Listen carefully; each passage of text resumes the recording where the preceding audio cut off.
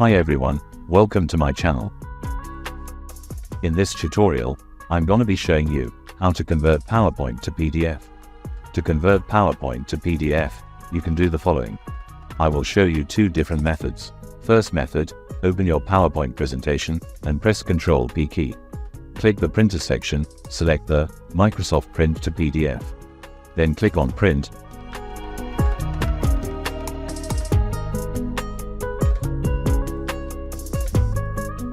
Then give a file name, select Save.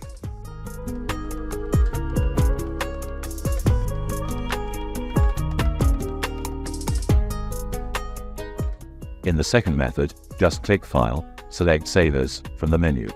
Choose the location where you want to save your PDF. In the Save As type, drop-down menu, look for PDF and select it. Then click Save.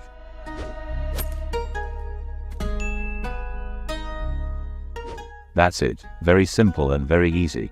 Thanks for watching. Comment below what you'd like to see next. Don't forget to like, subscribe, and hit the notification bell for more.